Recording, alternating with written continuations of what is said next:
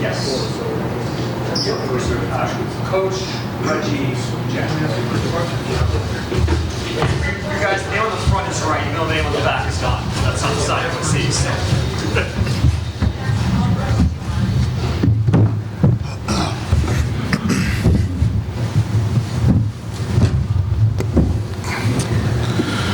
All right, so we're here for the first of our two press conferences before the Albany Regional Final. First off today, the top-seeded Minnesota State Mavericks, who defeated Harvard 4-3 yesterday in the regional semifinal. With us today, we have head coach Mike Hastings, senior Reggie Lutz, and senior Jack McNeely. Coach Hastings, if you want to start, your initial thoughts on the game last night. Time to reflect. What do you think was going well for your team last night? Well, as I stated last night, I thought we got off to a good start. But as we expected, we thought Harvard would make a push, and they did. And we had a comfortable lead at 3-0. I thought a big momentum swing was the penalty shot, where we had an opportunity to go up by 4. Didn't. I thought momentum went back to Harvard's side, and they took advantage of that. Got it back to 3-2, and then Andres Pavel made a real nice play to give us a little bit of breathing room. Took a penalty with approximately 5 minutes left. They scored, and then I thought we did a good job of just defending our house and finding a way to move on. And at this time of the year, that's what it's about. And so we're excited about playing Notre Dame on Saturday. All right. Pete? Pete Doherty, Albany Times Union. Mike, I assume you watched last night's game and just wanted to know your thoughts on Notre Dame and maybe your thoughts on that controversy at the end of regulation. Yeah, you know what? I think I've spent a lot of time here in the last couple of weeks talking about overtime and goals going in or not going in. And you know what? At the end of the day, and I think we're all about just trying to get it right. And, you know, Notre Dame moving on, I thought that was an outstanding hockey game last night. You saw two teams that really are heavyweights in college hockey and how they defend and their ability to win at this time of the year. More often than not, you see them at the tournament, and they always earn their way here. And last night's game was no different. It was going to be a one-goal game. And as you see during this tournament, whether you're watching last night's game, our game, or I'm sure as the regionals are going on today, these games are very tight games. There's peaks and valleys in each game. Momentum, you know, you get it, you lose it, can you get it back? Those types of things. And so for me, we're moving on to now the final 8 with an opportunity to get to a Frozen 4. And so our focus again is going to be, the majority, it's going to be on ourselves. We understand what Notre Dame is it's a very well-coached, well-conditioned team that's beat some very high-end hockey teams throughout this year. When you beat Michigan 4 times, when you beat North Dakota at this tournament, you're a good hockey team. Coached very well, incredibly disciplined. So we'll have our hands full, but we look for the opportunity. Kevin Dudley with the Mankato Free Press. This can be for any of you guys, but when you watch Notre Dame and the way they defend, do you see at all a little bit of your own team in them, or maybe even teams like Michigan Tech and Bemidji State that you've played in the CCHA this year? Yeah, you can tell they take a lot of pride just working their D zone out. Just watching the game last night, North Dakota had a few good chances, but overall they just kind of smothered them in the D zone and kind of kept them to the outside. So I think our goal is trying to get some bodies to the front of the net and just kind of take a few greasy ones tomorrow. And like I said, they take pride in their D zone, and it's pretty obvious. Yeah, I think every team that gets to this point is a solid team defensively, and they take pride in blocking shots and defending, kind of like how we do. So I'm really excited for tomorrow night. Coach, I guess for you, you know, with the day off today, with in between the games, you know, when it comes to the practices, are you focusing more on yourself? Are you focusing on what you saw from Notre Dame and things you might think they do? What is your kind of the mindset for the team going into this off day, heading into tomorrow? Well, I think there's a little bit of information that you can take from last night's game, and it's just a little bit. It's a picture of what they've done throughout the year, and at the end of the day, once that puck drops, you might have some nuances plays, whether it's face-offs or power play, penalty kill, special teams. But today's game was so much video that's attainable by each staff, and the work that's been done previous to that, you've got an idea what might be coming at you. But at the end of the day, you've got to go out and execute. If you see it, you've got to stop it. If you've got it, you got to find a way to get it behind them. So, to me, I just see, again, you see the same things that these guys have already talked about, I've talked about. But today it was, mostly about us going out and getting a little bit of a sweat and talking about a few things that we need to do against them. But at the end of the day, it's got to be about us playing our game and getting to it as fast as we can.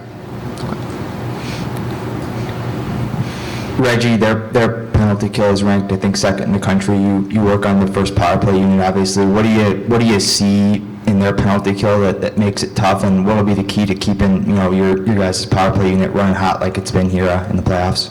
I think just trying to get clean zone entries. If they're able to break the puck or dump the puck out, they pressure hard up the ice, and they're not afraid to try and score shorthanded goals. So I think just kind of being conscious of that and just kind of right when the power play starts, just winning that first face-off and trying to get set up in the offensive zone and move it around a little bit. But yeah, they're obviously a great penalty killing team, and we watched a little video on that, and hopefully we're able to expose a few things on that tomorrow. Mike, you mentioned the other day that you kind of liked having the day off in between games. I'm interested in how long you practiced today, and are you glad you had the day off, or would you rather be out there playing tonight? When you look at I don't know, if you would have asked me that when I was sitting and went to overtime, I'd have been cheering for about 4 overtimes. That's the selfish piece of me. But at the end of the day, knowing that both teams are going to have an off day, and again, I stated that at the last, it was a question that was asked on the off day. I think it's fair to the athletes.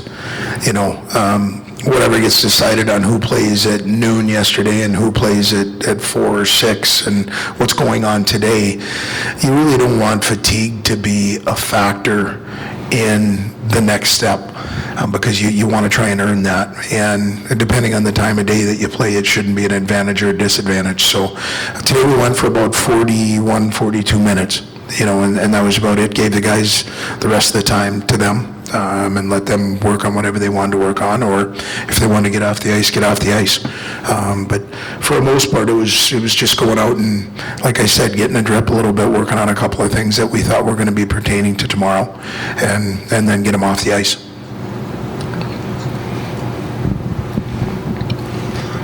Question for Jack. Defensive partner is Akito Hiroshi. 3-point night for Akito. Last night, he's been pretty consistent offensively, production-wise, the last couple of weeks. You've been his defense partner for a couple of years. Jack, tell us about what you see in Akito's game that is really being good down the stretch here for the Mavericks, and what kind of role he's played in our success during this time.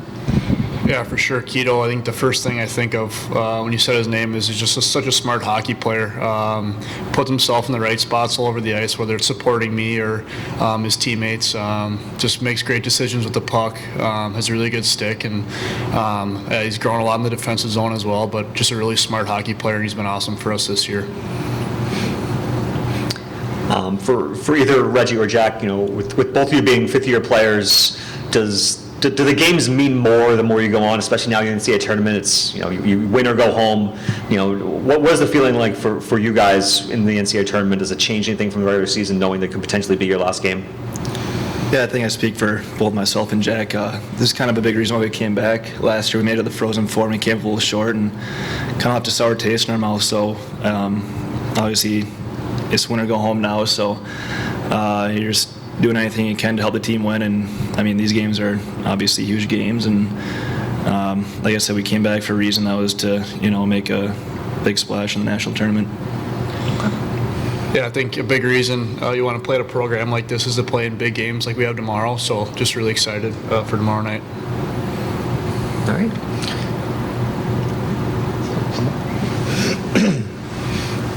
Mike, 16 straight wins for you guys. That's a program record. I feel like we kind of missed talking about that yesterday. But what have you, first of all, how impressive is that? And what have you liked about the way your guys have managed their business during that stretch? Well, these two included, and our leadership group has been phenomenal from day one, going all the way back to last summer when this group first got together, and then when we started in September. They've done a really good job about their dailies and controlling what they get to control, and once that day's done, turning the page and starting a new one. And to get to 16, I think that's something you have to do. If you look in the rearview mirror too long and you enjoy what's there, you're going to lose today. And when we've had bumps in the road, whether it has been a loss or whether it has been a poor performance in their eyes, they've done a great job at holding each other and themselves accountable and then turning the page and moving on. And it's going to be no different than what we just went through. We had a learning experience in yesterday's game. It was, we had a good start, and then we had to face some adversity. And then we found a way to get through that adversity and move on. Those are valuable experiences. And so we need to build on that, see what we saw last night out of a very talented, very disciplined Notre Dame team, and utilize what we learned, what we saw, and progress into a very difficult situation tomorrow. But it's one that we've wanted to be in this spot. You want to be playing in this game. You want to have the opportunity to move on to Boston. And that group's done a really good job of putting this group in that position. Anything else? Okay. Guys, thank you very much. Good luck tomorrow. Thanks. Thank you. Thank you.